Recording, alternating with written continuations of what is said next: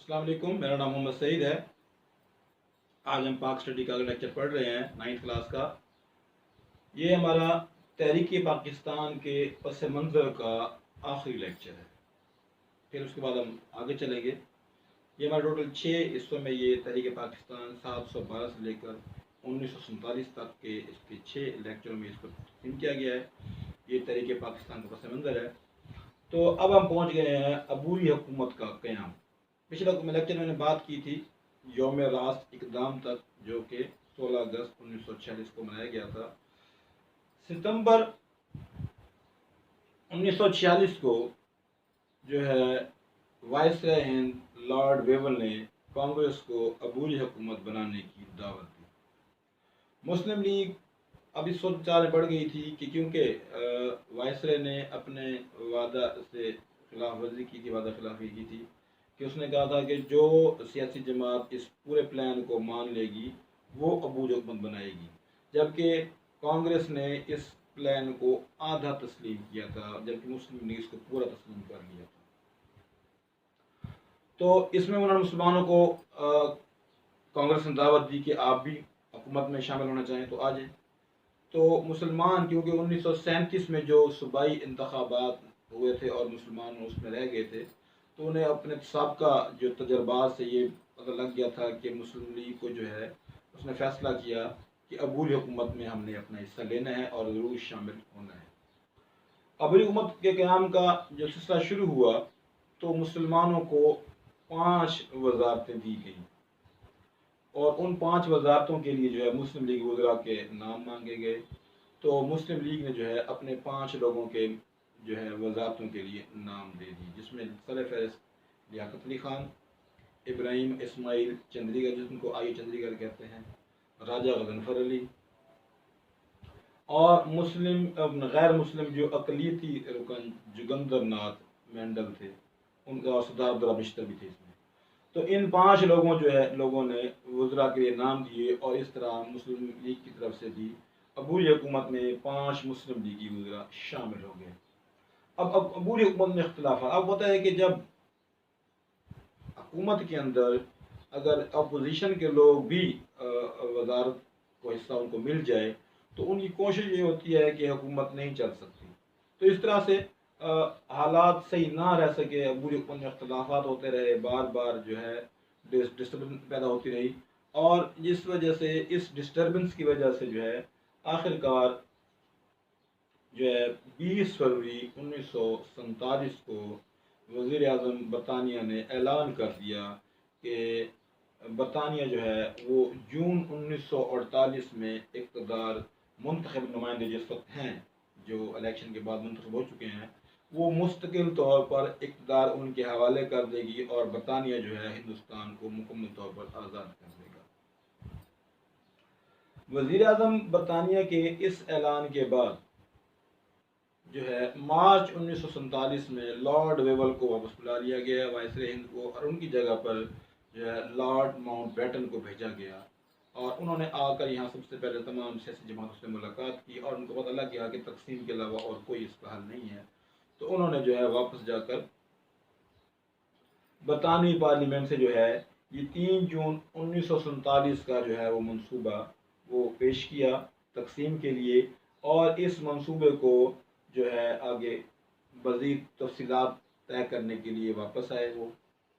इजाज़त लेने के बाद, और यहाँ आकर 3 जून 1947 को एक मीटिंग का इनेकाद किया और इसमें तमाम सियासी पार्टीज़ को इकट्ठा किया गया और तकसीम के जो है फार्मूले पर आपस में डिस्कशन की गई, बातचीत की गई।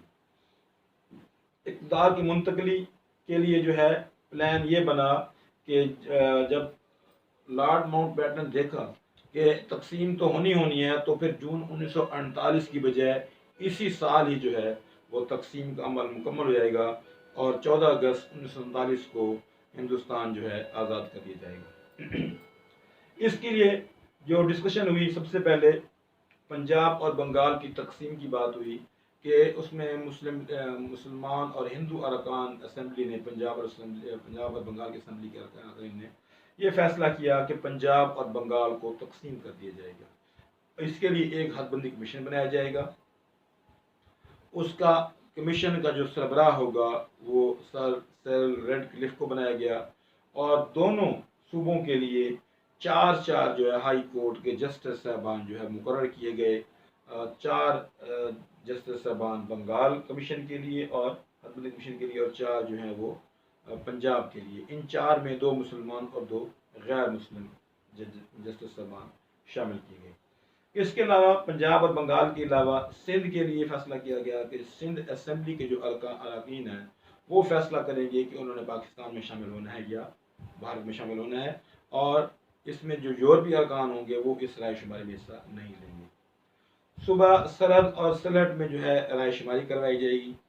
اور بلوچستان کا جو فیصلہ جو ہے وہ وہاں کا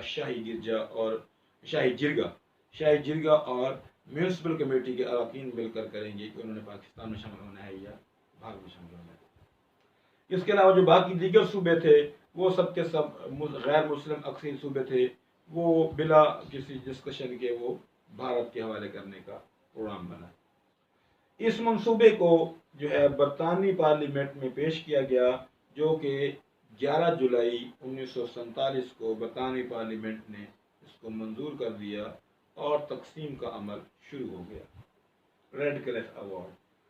اب جب حد بندی کمیشن کا اس میں تھوڑا ہم دیکھتے ہیں سر ریڈ کلف نے اس میں حد بندی کمیشن میں کیا کردار ادا کیا۔ حد بندی کمیشن نے جو ہے یہ دونوں صوبوں کا سرحدوں کا جائزہ لیا، وزٹ کیا، اور اس کے بعد مسلم اور غیر مسلم جو علاقے تھے وہاں ان کے درمیان ایک لائن کھینچنی تھی جس کو ریڈ کلف لائن کہتے ہیں۔ اس میں کانگریس اور وائس رائے ہند نے اس میں بڑا اہم کردار ادا کیا۔ کانگریس نے اور وائس رائے ہند لارڈ ماؤنٹ بیٹن نے جو ہے ریڈ کلف کے ساتھ مل کر گٹھ جوڑ کر کے دباؤ ڈال کر جو ہے وہ بارڈر کے اوپر وہ علاقے جو مسلم اکثریتی علاقے تھے، خاص طور پنجاب کے اندر، وہ جو ہے وہ ملی بھگت کے ذریعے وہ بھارت کے حوالے کر دیے۔ ان کے ایسے مسلم علاقے ان کو دینے سے مسلمانوں کو کیا نقصان ہوا دیکھتے ہیں ہم کہ مسلم اکثریتی علاقے ضلع گرداسپور، جس کی 3 تحصیلیں جو ہیں بٹالہ، پٹھان کوٹ اور گرداسپور، یہ مسلم اکثریتی علاقے تھے۔ اس طرح ضلع فیروز پور کی تحصیل زیرہ اور بہت سارے چھوٹے موٹے گاؤں اور جو تحصیلیں جو تھی وہ مسلمانوں کے اس میں آتی تھی وہ بھارت کے حوالے کر دی گئی۔ اس سے کیا وہ نقصان ہوا کہ اس سے پاکستان کے 3 دریا جو پاکستان کی طرف آ رہے تھے، راوی، ستلج اور بیاس، یہ جو ہیں یہ چلے گئے بھارت کے پاس، ان کے ہیڈ جو تھے ان کے پاس چلے گئے، اور اس طرح پاکستان ان 3 دریاؤں کے پانی سے محروم ہو گیا، اور بعد میں پاکستان بننے کے بعد بھارت نے ان دریاؤں کا پانی جو ہے نہری پانی جو ہے وہ پاکستان آنے سے روک دیا تھا۔ پھر بھارت کا جو ہے وہ کشمیر سے زمینی رابطہ نہیں تھا، کیونکہ جو مسلم اکثریتی علاقے پاکستان کو ملنے تھے تو اس سے بھارت کی جو ہے وہ باؤنڈری کشمیر کے ساتھ نہیں ملتی تھی، تو بھارت کو کشمیر تک کے ساتھ رسائی تک دینے کے لیے، راستہ دینے کے لیے گرداسپور کا پورا ضلع جو ہے وہ بھارت کی جھولی میں ڈال دیا۔ اس طرح بھارت نے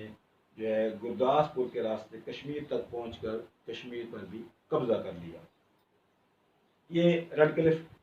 ایوارڈ۔ اسی طرح بنگال کی طرف سے بھی کافی ناانصافی کی گئی۔ بہرحال آخرکار آزادی کا دن آن پہنچا، صبح آزادی کا سورج طلوع ہوا اور مسلمانوں نے ایک آزاد وطن میں سانس لیا، اور رمضان المبارک کی 27 تاریخ کو جمعے کے روز جو ہے بمطابق عیسوی 14 اگست 1947 کو یہ ریڈیو آل انڈیا ریڈیو سے اعلان ہوا کہ پاکستان بن گیا ہے۔ انہوں نے اس میں اعلان کیا تھا کہ پہلے انہوں نے اعلان کیا کہ ہم